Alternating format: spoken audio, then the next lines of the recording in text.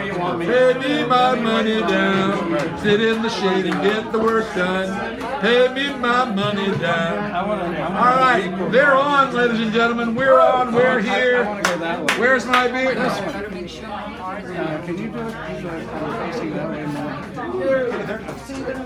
I want to face more that way. Yeah, I want to see the blue of your eyes. Yeah, I don't like it. Okay, the room of your eyes, the roominess of it. Ladies and gentlemen.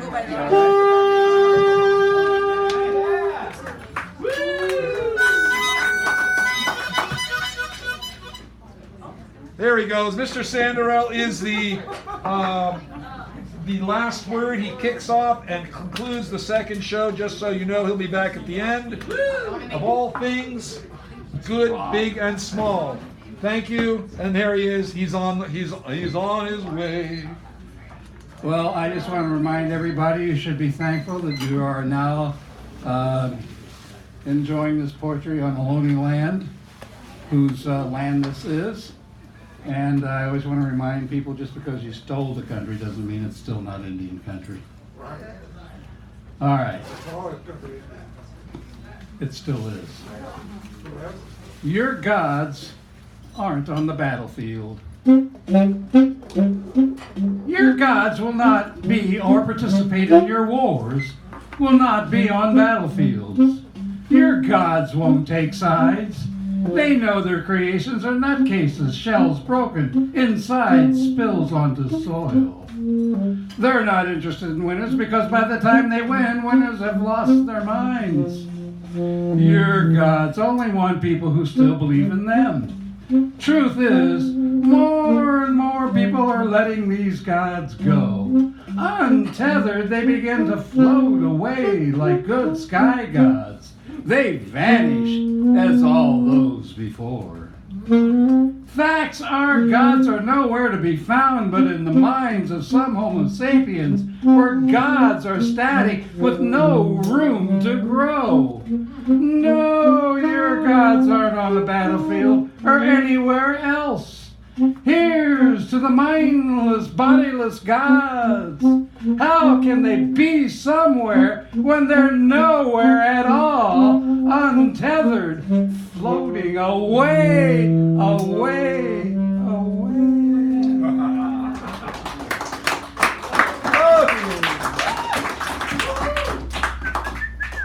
Run deep. Do your still waters really run that deep?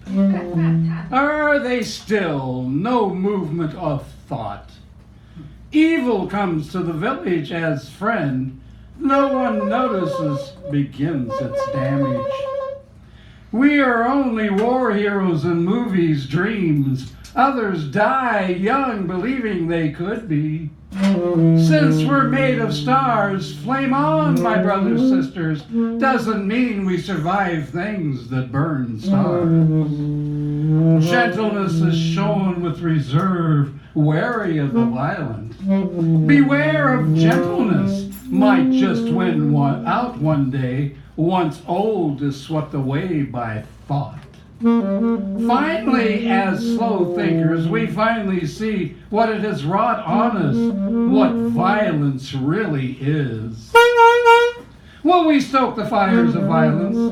Bake bread, saute vegetables, sauces, a clam bake, until the fire of violence can once again be contained. Put on a leash, if you will. Never able to destroy. Message from Coyote, who whispers the dream as Wolf watches, says, contain, contain, contain. Howl!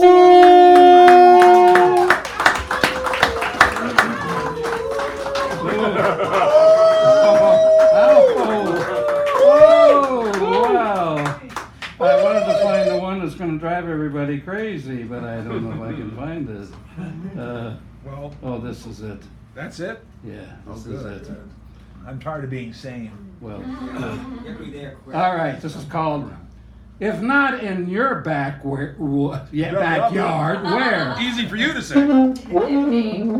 Places of houses are found. Opposition found itself. Not in my backyard. Wrong place, wrong time. Not here in my backyard. Safety an issue. Unsightly.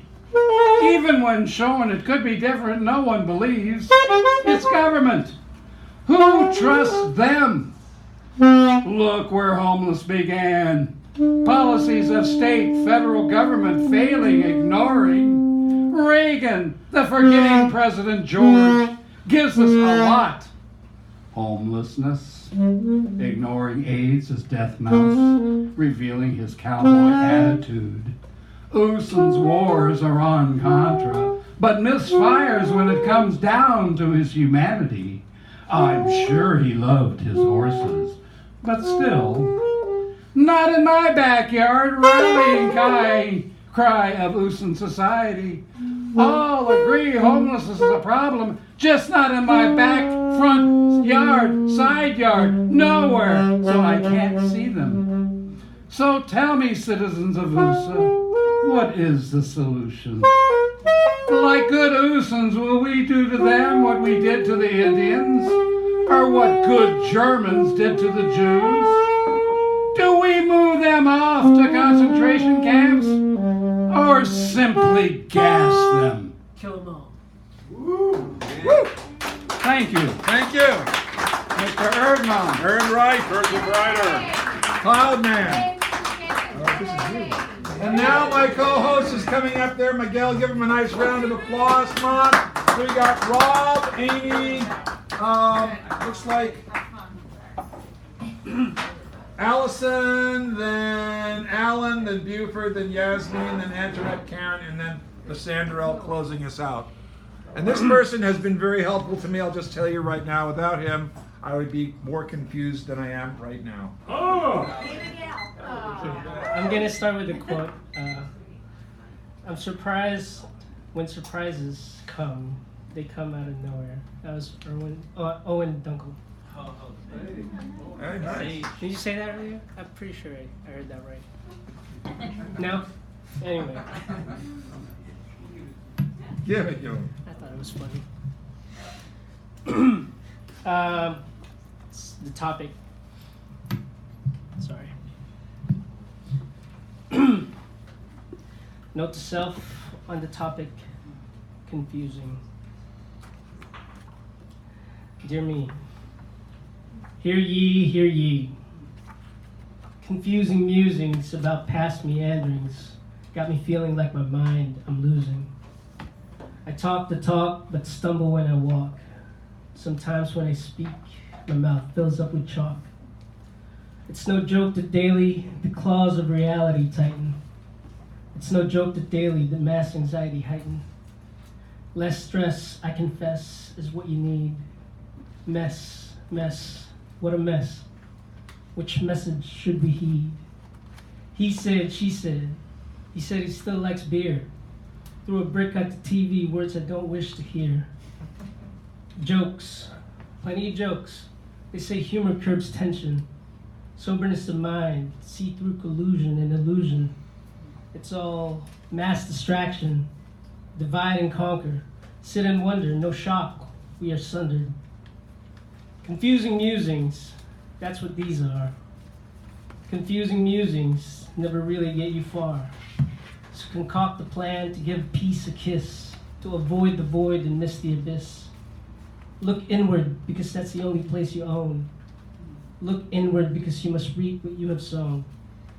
Dare to aspire to lessen desire for things superficial that all burns with fire. Just do what you want your neighbor to do to you. Don't mistreat, don't treat others like poo. You're grown and know that you can't control others. Not to say why bother, but truth is, all this drama, it smothers. Why tighten the noose that need not be there when the answer begins with becoming self-aware? So beware of confusing musings. At first they're amusing, but the real issues they're hiding.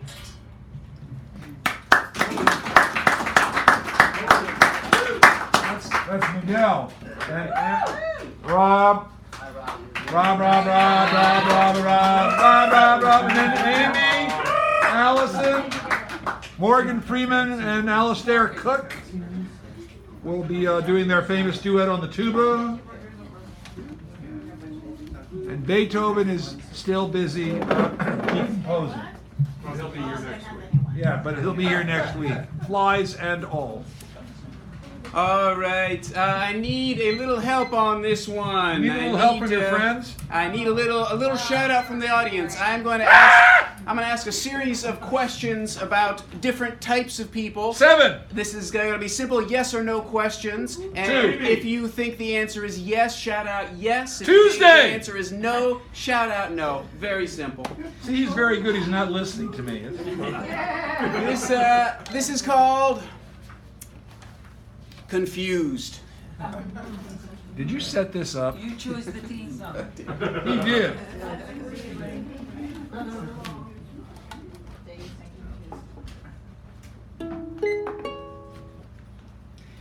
I'm confused when a woman won't have sex with me. I'm confused.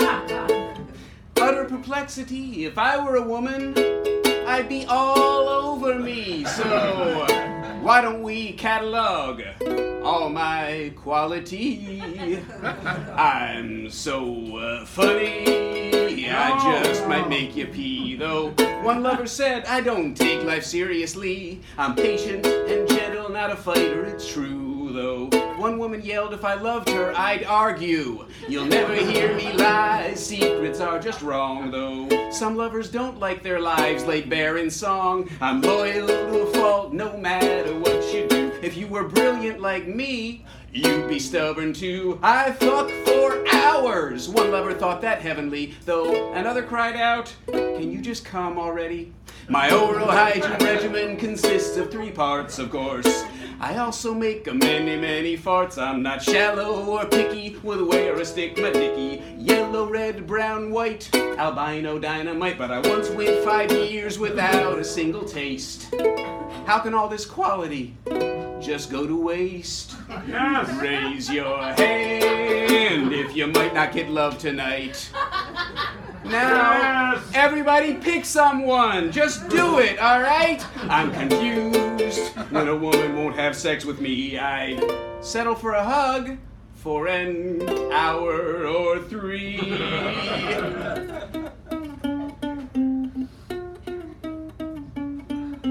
Love, love, love, love, love, love, love, love, love. I'm dying here, dying for love. I ain't had good love since I was 2. I was held then the whole day through, but ever since it's touch deprivation and psychosexual alienation, we need love, love, love, love, love. We need love, love, love, love. Ain't nobody getting enough love. Do mommies Yeah. Yes! Get enough love. Do commies Yeah. Do teens do drama queens? Yes. Oh. Do geezers? I hope so. Do cock teasers? Do sci-fi nerds? Do Thanksgiving birds? Well, in the kitchen. Intellectuals?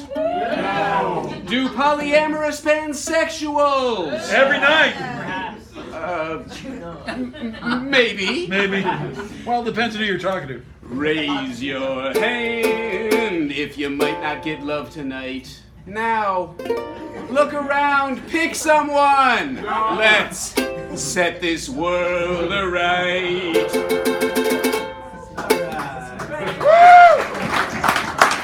That was a universal debut, ladies and gentlemen. That was. This time it actually was. Actually, a universal debut. The album is coming out sometime in the fall. And now Amy is coming up. Give her a nice round of applause. Amy! She knows how to do this. Come on, Liz. Oh, it's not time.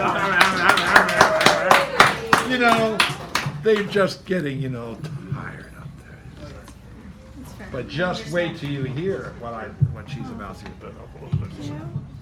That's better. She's perfect. Okay. Well, this is a little confusing because I'm going to read some poetry with some nonfiction.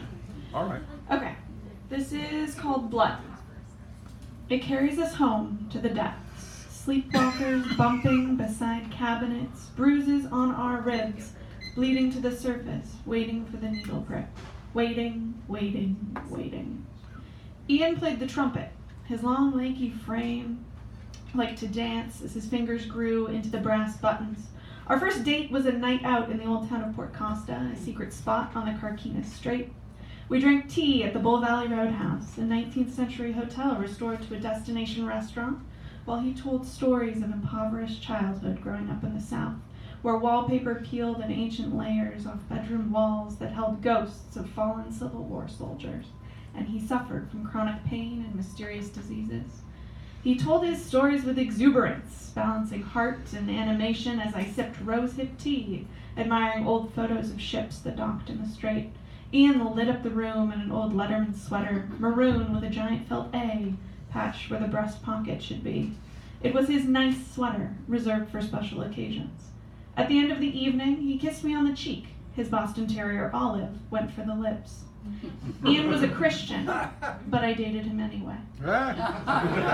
Raised without religion, the devout both fascinated and terrified me.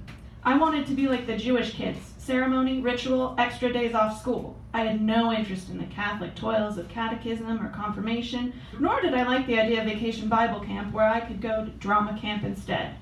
But meeting Ian, who worshipped God with extreme conviction, was like a drug to a compulsive eater looking for external love. After years of unexplained illness and muddling through college drunk and stoned, Ian met a woman who he wished to marry. A dancer, I think. He told me the story weeks after our date in his car parked outside a North Oakland ATM. She died, he said, pulling away from his heart. Car accident, out of nowhere. I sat in silence, unsure how to respond. Olive curled up quietly in my lap. That's when it started, he continued. The voices from angels. For months, voices came to Ian's aid, easing his pain. As a person who dealt with voices of my own, not sure whose they are or where they come from, I didn't listen with speculation so much as wonder.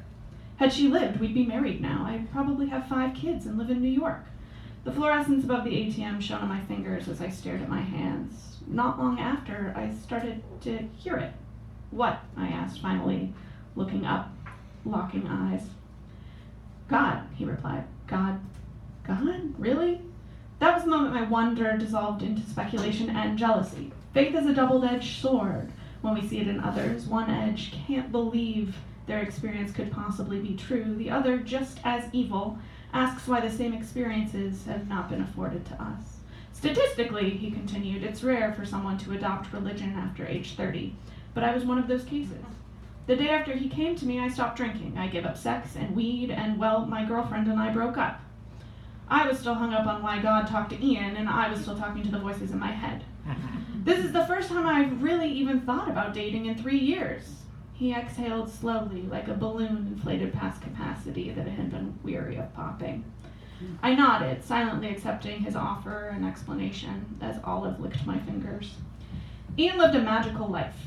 Staying in an old military outpost apartment, lying on his bed was like going back in time.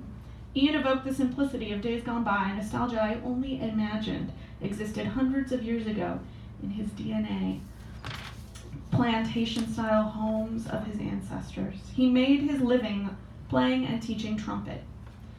A graduate school dropout, he had no credential but skirted the system at a few Catholic schools. His piety was prized by teachers, students, and parents. The rest of his life was rather simple. He ate too much ice cream, went to men's prayer groups on Tuesday nights, and played lots of frisbee with Olive.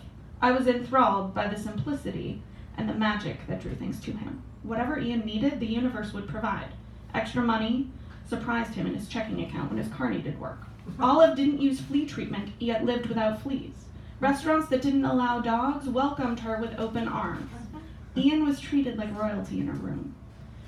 When I was with him, I felt God was making an exception. Like, just maybe, I was being led into a club where one day I would hear divinity too.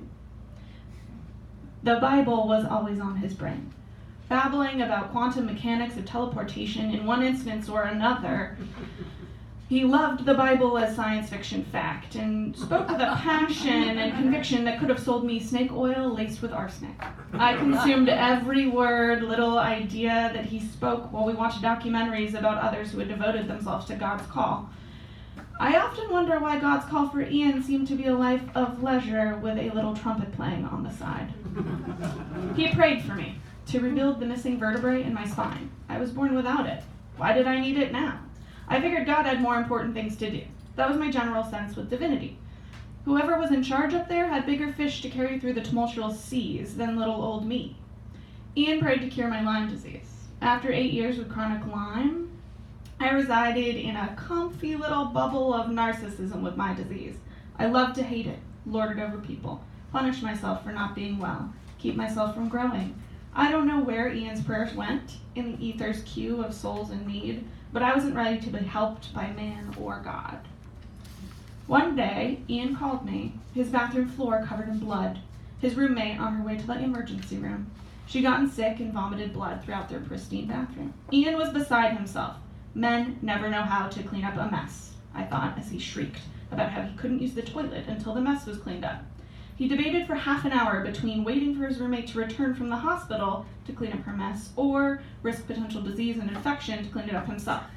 Gloves, mask, bleach, water, I say matter-of-factly, keeping my cool. Chronic disease gets a person comfortable with bodily fluids and sanitation procedures faster than anyone would like to admit. He didn't just hesitate, he threw a tantrum. He was a 31-year-old toddler crying over spilt blood on the bathroom floor. Hanging up the phone, a switch flipped. Illusion disappeared. Ian was not magical. I didn't know much about Jesus, but I was pretty sure Jesus would clean up the blood out of compassion for the terrified woman at the hospital whose body was leaking primordial fluid. I called a friend who agreed. We got catty over the whole situation pretty quickly. I don't think Jesus would be too keen on that either. An hour later, Ian called to say he'd prayed, bought some gloves, and scoured the bathroom. I was glad to hear he'd humbled down while I sat on my high horse of know-it-all womanhood. Would I have cleaned up the blood? Totally. Maybe. I hope so. A week after the veil lifted, Ian came over, tears edging his eyelashes. He carried a letter and read it out loud. I don't remember the details, but the spark notes would say, God told Ian to dump me. Not because of my lack of faith or judgment of how he had handled the blood situation, the roommate turned out to be just fine, but because I was sexual temptation. The veil fell back heavy on my heart. I bawled. Ian bawled. We sat there on my bed and cried 4 hours, mourning whatever bullshit never transpired. The next day we hung out as friends.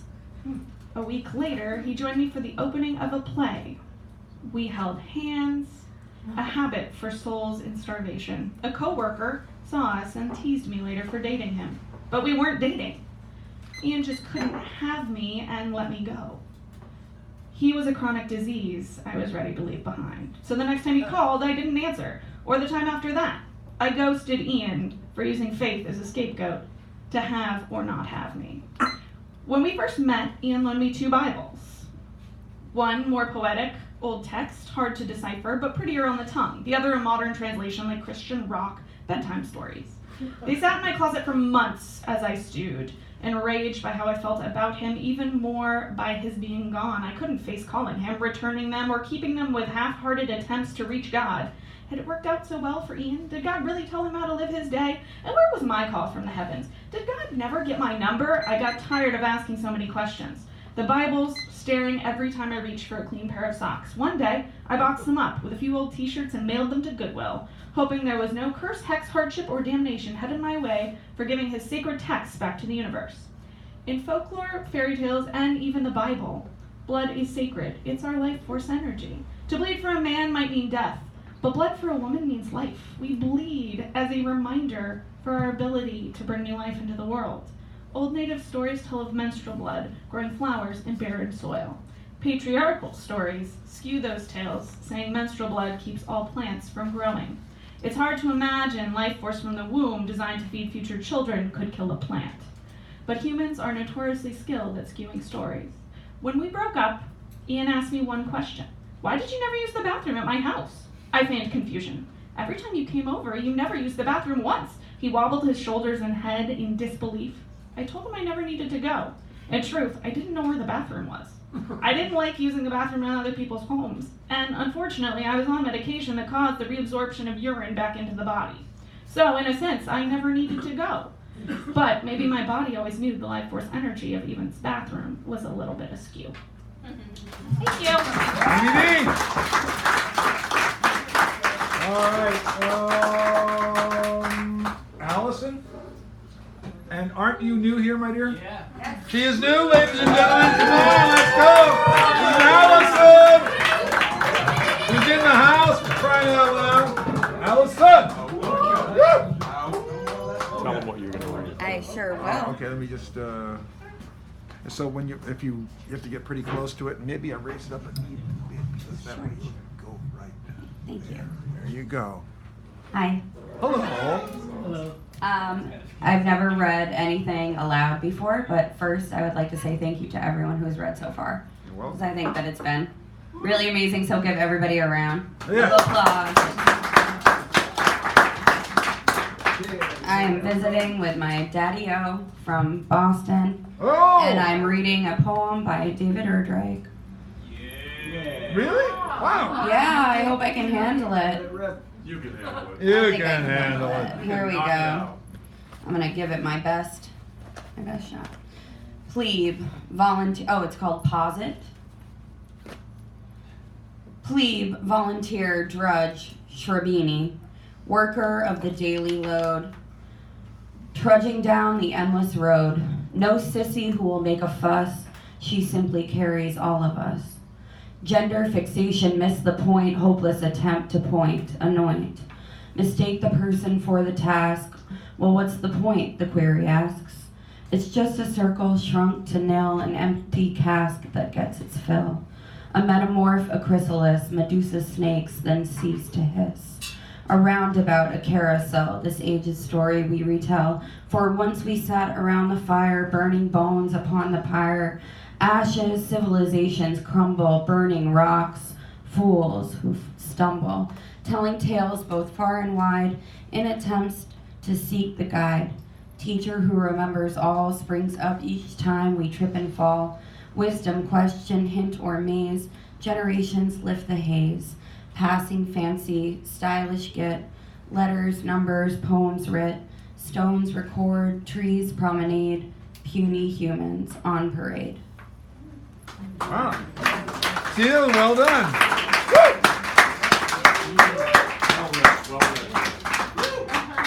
All right. So I just want to say that Hal Robbins, I'm going to send him an email to make sure he's okay. He sounded okay, but I didn't have a chance to really find out what's going on. So instead of him being our mini feature, we have the honorable, the well-regarded, the renowned, the fearless, The short. Alan Harris. Give him a round, please. Come on! Thank you. It's an honor to be the little tiny feature. Flattery will get you everywhere. Well, or he won the Golden Globe. Yeah. Yeah. Golden Globe. Who won a Golden I Globe? thought you did. That was an Oscar. Is it Oscar? Yeah. The Oscar. Remember? The statue? Yeah. Oscar nominee and award-winning Oscar writer. I die. My heart stops beating. My organs shut down. My brain ceases to function. All right, so that last thing actually happened years ago. But it's all over for me now. I've departed. I've expired. I've perished. I've given up the ghost, gone the way of all flesh. There's no life left in the mass of physical displacement once known as Alan Harris. There are two funerals, one on the West Coast and one on the East Coast, in order to accommodate all the people on both coasts who want to piss on my grave. And as my body obviously can't be in two places at once, as this is one of the countless limitations of the physical form, one of the coffins on one of the coasts will have my body in it, while the other coffin on the other coast will be filled with rocks. But no one will be told which is which, so that while there is a 50% chance that when you piss in my grave you might actually just be pissing on a bunch of rocks, there's also a 50% chance that you will be pissing on my actual corpse. Although you should bear in mind that by the time you get around to all of this blasphemous urination, My soul, my essence, will be long gone.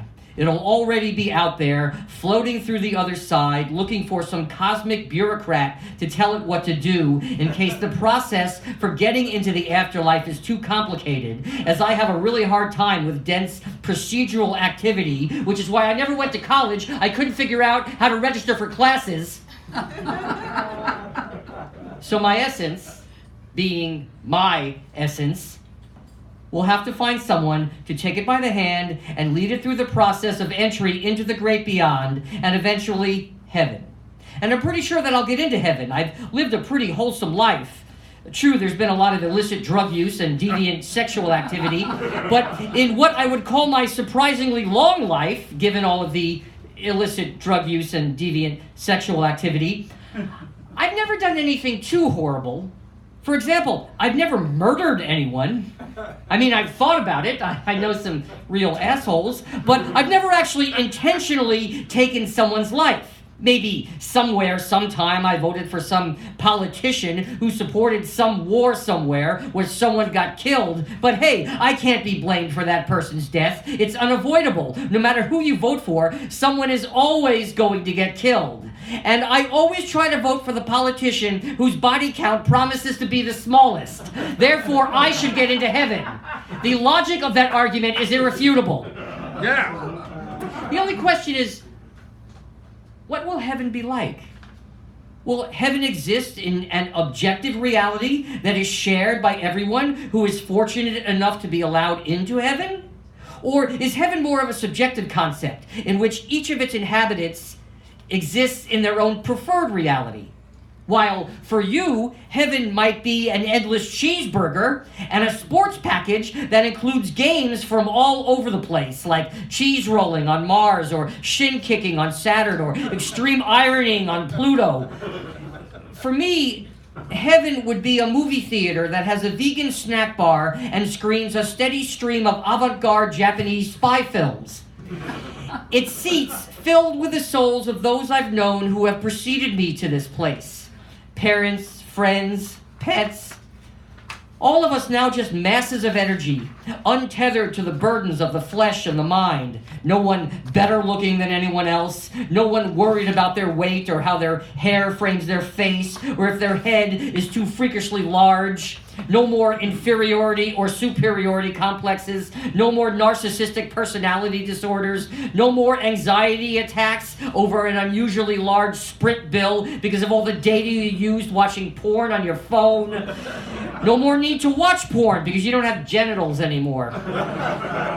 All that's left is the best thing. The essence. My essence, your essence, his essence, her essence. And at the heart of each essence is the answer to the only question that ever has mattered and ever will matter. What the fuck? Thanks. Life's persistent questions. And still he persisted. Exactly. What I have, 45 minutes, Dan? 45 minutes, right? Mini feature gets 45? Yeah, you got another, Yeah, so I got another 40. He's the mini feature, so he goes a little. Okay.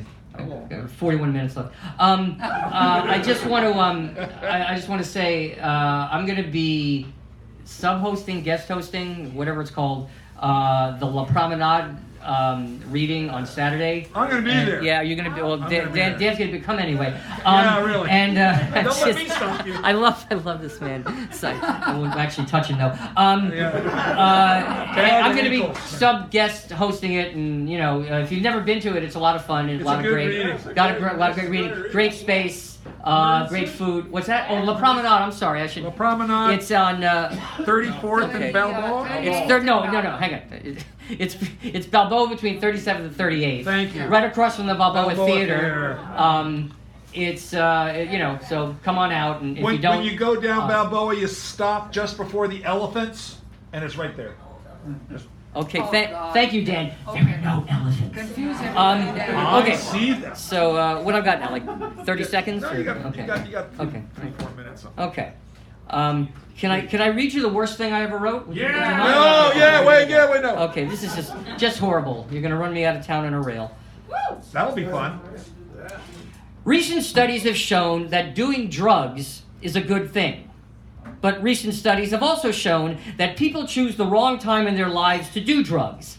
That a person should not do drugs when that person is an adult and has responsibilities, like a job and a family and bills to pay.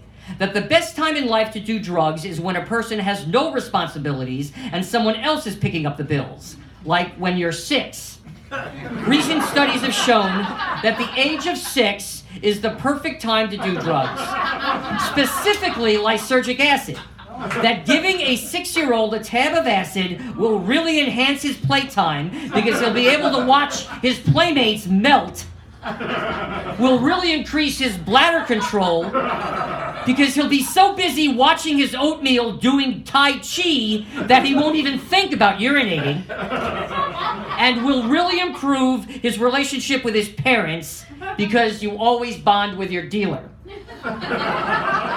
And while all of this tripping may very well warp his fragile little mind and jar his fragile little nervous system and cause him to grow into a twisted and delusional adult, growing up sucks anyway because you have responsibilities like a job and a family and bills to pay. So you might as well spend your adulthood wandering in and out of mental wards.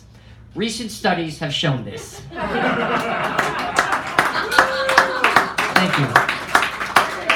Gee, maybe that one's not so bad. Back in the, okay. My child, Now, I'm not sure. You can do worse do I than that. have time? Oh, okay. A challenge. Yeah. Do I have time for one more? I got like a minute. Okay. I'm going to do a short one. This is the most childlike thing I've ever written. Somebody once told me he thought my stuff was very childlike, and then he very quickly made sure I understood he said childlike and not childish, and I said, I can tell the difference between childlike and childish, you condescending bastard. That was his friend. Yes. Yeah. If you're nice to people, chances are that they'll be nice to you, and then you'll have friends all of your life. Unless the people that you're being nice to are assholes. In which case, they're just pretending to be your friend, and they'll take advantage of you and screw you every chance they get, which will make you jaded and cynical, and make you want to not be nice to people. In which case, you will be resented and shunned, and yours will be a sad and lonely existence. Unless the people that you're not being nice to are assholes. In which case, they will recognize you as one of their own, and they will bring you into their circle, and then you will have friends all of your life. Of course, all of your friends will be assholes, but that's better than being alone, isn't it? Thank you very much. Thank you. Alan Harris,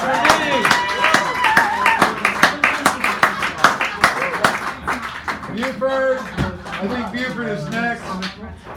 Buford, then Yasmin, then Antoinette, then Karen. I forgot my announcement. Oh, yeah, he has an announcement, then we'll do that. Sorry, Buford. I just forgot. This Sunday, I got booked into a show with actual real musicians. Come to the Hotel Utah for the SF Hillbillies. I'll be one of 4 acts. Thank you. All right, there we go. See him about the details. It's a great place. One of the famed open mics in the city. 6 o'clock. All right, there we go. How you doing, Buford? I'm taller than Sunday. All right. This Sunday? This Sunday. This Sunday. There we go. What am I doing? Yeah, you're good. I got it. Framed perfectly. All right. Give him a round because he was, he's getting ready. Yasmin, Antoinette, Karen, etc., and so forth. I want more students. Home baby, home baby. I want more students in my classroom at Balboa High School. The end of the school year approaching, as it does in the rest of the school district. Jaime hasn't bitten his hand in a while, but he still lives with his mother and 2 siblings in a homeless shelter. On the weekends, he has a, quote, regular, unquote, life with his father and stepmother in their house.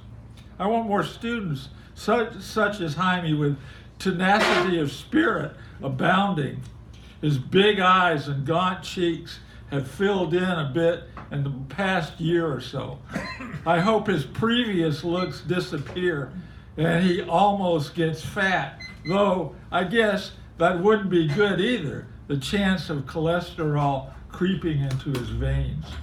He's a laptop aficionado and usually asks me to turn on the computer, which is about all I'm really good at when it comes to technology. Miguel, as opposed to Michael, is more speechless, and he'll get a certificate of completion. Miguel is a separate category from diplomas. All these guys, including kids like Imelda and Esther, will walk across the stage to get their various certifications. Another year down, almost. Almost. Keep giving us the school report. Okay, Yasmin. What about Greg? Isn't Greg ahead of him? That's different. Oh no. Like, Oh, we didn't. I thought we had one here somewhere. Okay, good. Put him right here. Sorry about that. I thought we put you. I thought you had. I thought we Greg can go. Okay. Yeah. We both thought each other wrote you in, but we didn't. So, Yasmin. Okay. Okay. And then Antoinette, Karen, Greg, and then Mr. Sanderl. Yeah. Okay, the feudal system is still rampart, it's not dead. And the landlord-tenant relationship is still evidence of the class structure which exists in India. So I'm just going to read a very short piece from the novel. Grandmother said father owned 500 mango trees in Oshi, where we were going. Her voice broke off with the rocking motion of the bullock cart in which we sat. Father, mother, and sister went ahead of us in the car. Grandmother said she would go only by bullock cart. We cheered when father placed us on the hay in the cart. We sat up on the wooden rail from which we saw the animal's hump moving under its skin as the pole on his back shifted from side to side. We huddled at dusk, imagining the tigers lurching from the jungles enveloping us. We begged grandmother for stories which kept us awake in the nights. They were like magic powder. They kept us awake while we slept, like mangoes we wanted, but would not touch because of the snakes which lurched behind them. Stories, you ask? Her voice was a scratchy gramophone. Like all of life is a story. And you dudderheads, you learn nothing from life in the world, in the city of machines. Can you think in a compartment which speeds faster than your thoughts? She cursed father for his car. At dusk, the village of Oshi awoke to the sound of the bullock cart wheels rumbling over the dirt road. Children ran out from their huts. Men dropped their sticks to the ground, and women bowed as grandmother rolled by, sitting on the outer corner of the bullock cart. Does everybody know what a bullock is, I guess? No. Yeah. It's the same as like a Brahma bull. It's big bullocks. We call them bullocks. Bullock, yes. And they do most of the work in the fields and agriculture and We stuff. got it. Thank you. Thank you, though. They ran into their huts, They ran into their huts and came out with lanterns, which they held up in the air and followed the cart. The procession grew longer. They stopped outside the only house in the village. It sat at the front of a hill surrounded by trees, which shaded the horizon. A man ran out from his house with a lantern. He stood on the steps of the houses. Am I making you sleepy? No, I'm exhausted. Not by you. I know, 5 o'clock in the morning, right? It's okay. Is your health okay? He bent low as he spoke. He scurried about as grandmother rose. What are you watching? He shooed the procession like crows. Don't you see? Dadi is here. Go on, you nincompoops. Get her bags, light the candles. Come in, Dadi. The house is as it should be. The next morning, they greeted her the same way as they arrived with jute bags on their backs. They placed the weighted bags and sacks against the wall of the room. Grandmother sat in the middle of the room on the solitary mattress left on the floor. She had risen early, rising us with neem sticks, which she made us suck. Better than the porcupines you use, she said, putting away our toothbrushes. She oiled our hair before we bathed outside on the wet soil. Watch us pour water over us in brass tumblers. Under your thigh, she said. You can't hide dirt from an old woman. She sparkled in the morning sun and watched the man empty the bags on the floor of the room. the seeds black and brown as they split in streams which flooded into the corners of the room. They lay in the mound, the rye seeds, picking up the color of rainbows as they scooped in brass tumblers and measured into the iron pan of the weigh scale in front of grandmother. The keeper wrote in a big book while the shrill cry from another man announced the number of tumblers measured. The count kept through the morning until grandmother tired. One of the men sat shivering in the corner. He huddled next to the smallest mound. They dragged him out and held his neck before grandmother.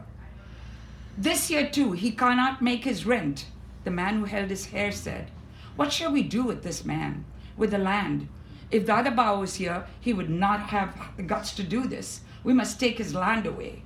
What shall we do with him? They asked grandmother. Thank you. Thank you. From the novel. Antoinette, then Karen, then Greg, then the Sanderell coming back, and then these fancy door prizes designed with your minds in mind. All right, you are set to go. You are in. So I have a couple I wrote today, so they're not really finished, but I'm going to read them anyway. All right. Okay, Cody Lee, Americans Got Talent, Asian white boy. Sorry, I'll start right here, so it's like in the, yeah, there you go. All right. See how this works. Okay, so Cody Lee, America's Got Talent, Asian white boy, blind, autistic, 22 years old, transformed us all while playing piano, singing Leon Russell's Love You in a Place of No Space and Time. Came out of his world breathing nuances in that song. Mother, father, brother, sister, all there supporting him, seeing through autism to magnificence. However closed down we want to be, individual we are not, instead part of whole. In this city where we pretend not to know one another, captured gratitude for compartments, friends, acquaintance, lover, pet, public, private, physical, spiritual, economic, global, forgiving and not, perception and perspective, no knowledge, unequivocal, only connections, tenuous and real. Thank you. Thank you. And this is for Memorial Day. A lot of people out making lines around this holiday, cranking summer's kickstart, remembering young men and women, their belief in war's benefit, but for them we profess shopping and barbecued meat makes death better.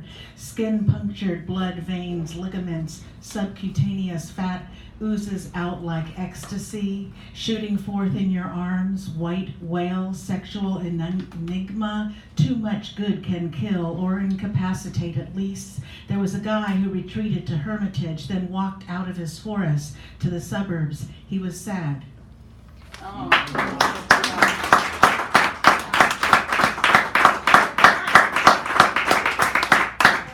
Karen Milano Magoo. Then Greg, then the Sanderell, then Aleister Crowley and the All Night Images.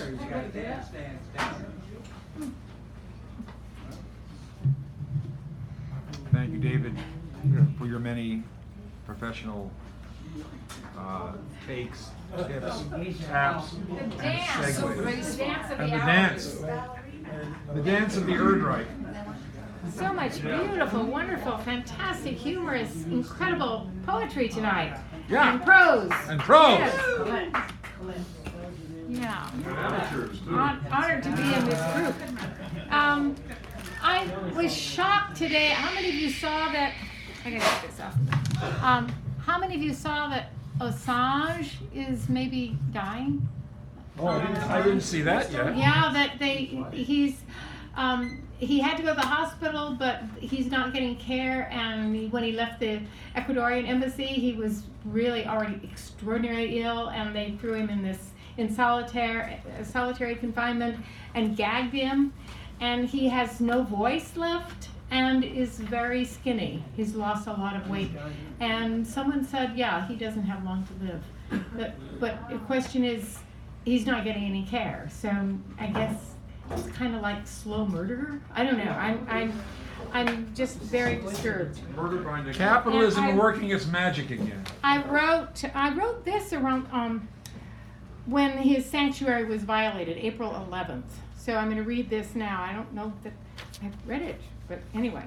Assange, arrested for free speech, free press, a danger to the U.S. war efforts, opening up Pandora's box on U.S. war crimes, secrets that should not be secret, tearing off the curtain, hiding our country's crimes in Afghanistan, Iraq, Yemen, videos of Americans killing by our government found sanctuary in London in the Ecuadorian embassy. Today his sanctuary was violated. After nearly 7 years, we remember 50 years ago, Daniel Ellsberg surrendered to arrest in Boston, June 1971, for copying the Pentagon Papers without security clearance, for giving the New York Times what they subsequently published. Yet Ellsberg was vindicated when Nixon's plumbers were discovered to have vandalized his psychiatrist's office. Criminal acts to subvert knowledge of criminal acts, to subvert truth. The public should know of our crimes against the Vietnamese, to subvert truth. Of our war crimes, our crimes against humanity, just as again Assange and Manning refused to keep secret what the public should know of our crimes in Afghanistan, of our crimes in Iraq, of our crimes against humanity, our war crimes, in the hope that divulgence of truth might bring an end to further war and suffering, might bring an end to lies, might bring a springtime of hope, might bring a birth of honesty and honor to our nation and our world. So I just pray that Assange is going to be okay. Where is he in London? He is in London. Well, I don't know, presumably, yeah, they took him out of the prison, but he's supposedly in a hospital somewhere, but nobody knows, and he can't be, nobody can, and evidently, somebody tried to talk to him and he couldn't talk, and he is just emaciated, and so I don't know, but let's think about Assange and hope that he'll be okay.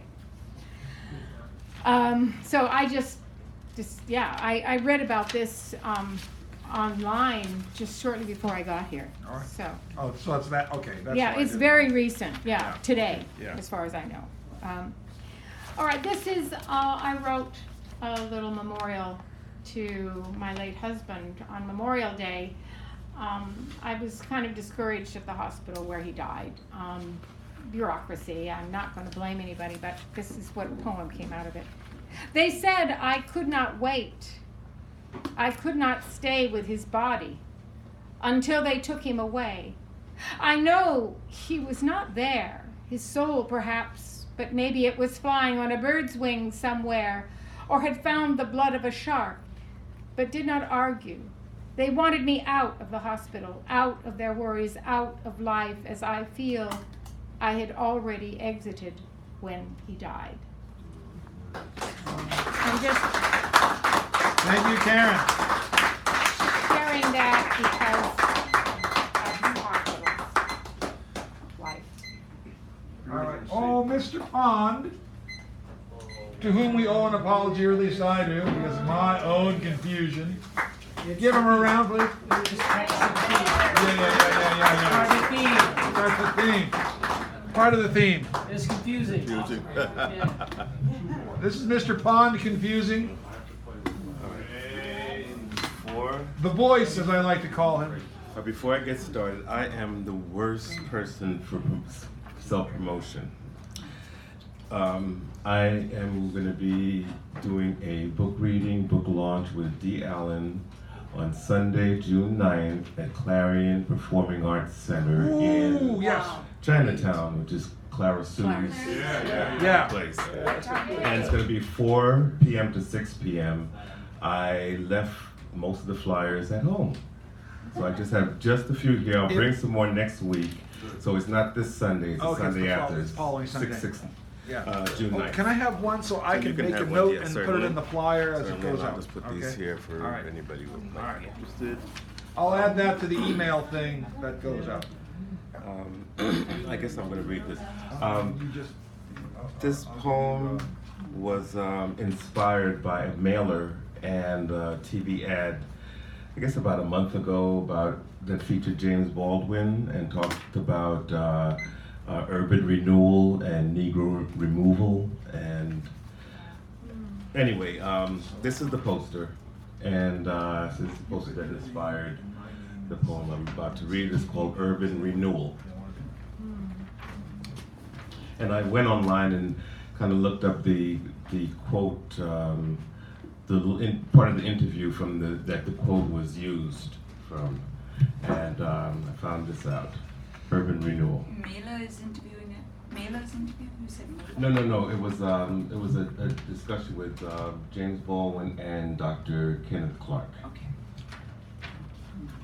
In San Francisco in 1963, a boy 16 years old told James Baldwin, "I've got no flag, I've got no country, there is no place where I fit in."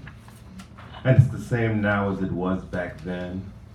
In 1963, James Baldwin exclaimed, in San Francisco, like many northern cities, they're engaging in a practice that results in demographics changing.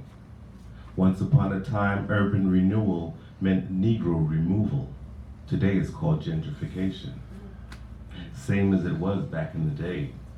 When colored folks could finally migrate to Midwest and northern states, once integration was legally embraced, but with new civil rights for so many old wrongs, it sometimes resulted in an uncomfortable mixing of races. And with growing fears from the increased appearance of too many dark faces, it led to white flight, as many headed for the hills where it was safer, lighter, and quiet. Then, for a while, we shared a few years of rich culture hidden in underprivileged communities. However, once the Negro grew an afro, found some mojo, and became black, where we lived became the inner city, home to blight, crime, and poverty, increased police brutality, heroin, freebase, and ultimately crack.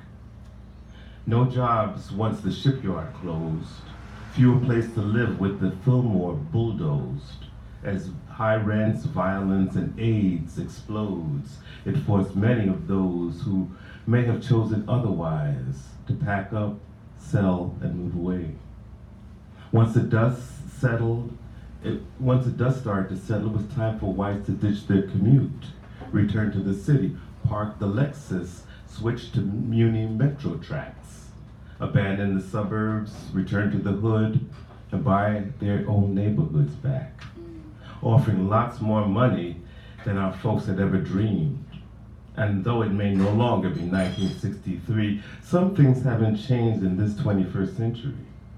In San Francisco, it's sad to say that ironically, there's even less blacks left now than those who chose or had to leave. And no doubt too many today at the tender age of 16 who also trust in nothing or no one and don't believe. Such a shame to be so young and to be made to feel this is no country, this is no flag. This doesn't represent everyone when we continue to marginalize the destitute, the immigrant, the lives of young black men. Despite its history as a sanctuary place, there have always been issues in San Francisco surrounding class and race. Call it the new home for corporate and high-tech living. Some say would truly be heaven if we only kept the homeless hidden. A city that sits in the middle of Tourist Bay, welcomes skyscrapers, condos, and dollars, but with prices too high for many to pay, leaves too many of its communities of color displaced. Same way now as it was back in the day. Thank you. Nicely done. I don't like your lips.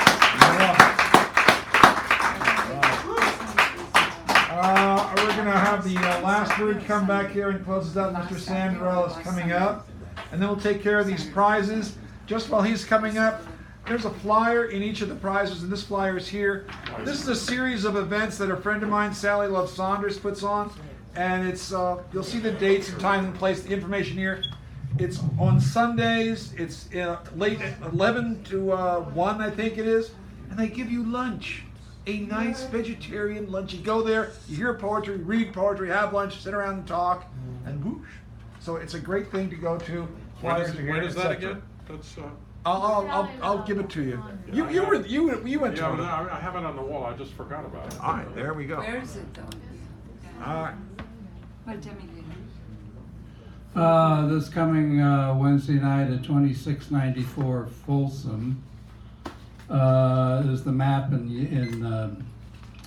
the Mission, and I'll probably be reading between 8:30 and 9:30. It's David Qumran. I don't know if anybody knows him. Yeah. It'll be at his place, so you have to walk up some stairs. Anyway. I got an announcement too. Oh, go, baby, go. So Saturday, World Harmony Chorus, of which I'm a part, will be at the Berkeley Farmers Market at 12:30. I'll be singing with a group, and also on the 13th, I think a week from Tuesday, we have our annual free concert at the United Methodist Church at the southeast corner of Lake Merritt. So look up World Harmony Chorus. It's in the East Bay. I know that's out for a lot of you, but if you're interested, come hear us. Thank you. Also at that map, you'll hear a lot of great poets, and I think it's free. I hope it is. I think it is, yeah. Or maybe the 11th. All right. My first piece is going to be called Waiters. Waiters wait. Dumb waiters wait dumbly. They wait. We wait all together, waiting not for Godot, but waiting. Waiting to make it happen. Enlightened. How's it going? It just went by and no one noticed. Despite all your waiting, it never comes, whatever it is. Some wait for love. There's that feeling some people get. You know, rush. That rush of love. If it keeps coming, could kill you. Where some say they died of for love. Ah, yes, waiting. The kind of waiting that ages you. Lines form. Brown, black, blonde turns white. Where beauty for some escapes, others aging beautifies. Beware. There are those who wait for the second coming, while others look forward to just coming. Waiting for the sun to shine, miracles to happen, peace to break out. Ah, yes, we are the waiters. Like hope, waiting is a place where nothing really ever happens.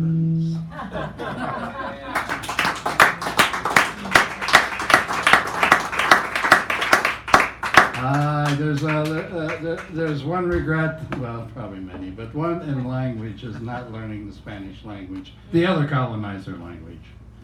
But there is certain beauty that I hear in the language. But one of the words is corazon. Ay, corazon. Corazon, one of the most beautiful sounds in Spanish. Corazon, heart, yes, heart. It is the one needs seeing. Corazon, giver of life, intelligence, and love.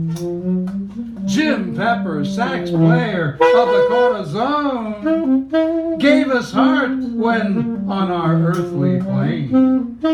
Corazon, freed of thorns that surrounds it, free of torture, as it remembers 7 generations ahead, beating strong, as remembering back 7 generations and what they sacrificed to prevent the wrongs. Hey, Corazon, bored? Let's go out tonight. You know, I hate doing that, but for you, Corazon, for you, Corazon, for you.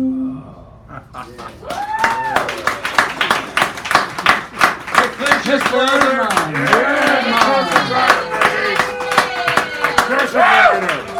All right. All right, if you've had half as much fun as I've had, you've probably had too much fun. So next week we have the poet. The feature is Eileen Malone, who's been here a few times over the years. A really nice, warm voice. I'm going to take care. I've been shuffling these cards. If you signed in, then your name is next to a number. You'll notice that these cards have numbers on them, and he's been shuffling, and I've been shuffling, and now they are randomized in a complete disorder of chaos and confusion. So sometimes they hit the thing, and so it made several things. And it looked Yes, like you've made 5 files. So then I just stop, go. So But you should change the file name, because you'll just record right on top of the last one. He said he saw that file after file. Yes, it did, because I set the time code.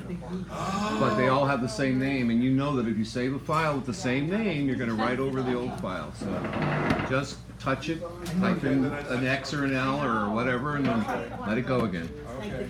I gotta remember how to do that. I goofed it up the It's first just time. it's a damn computer. You do what damn computers do, or you're screwed.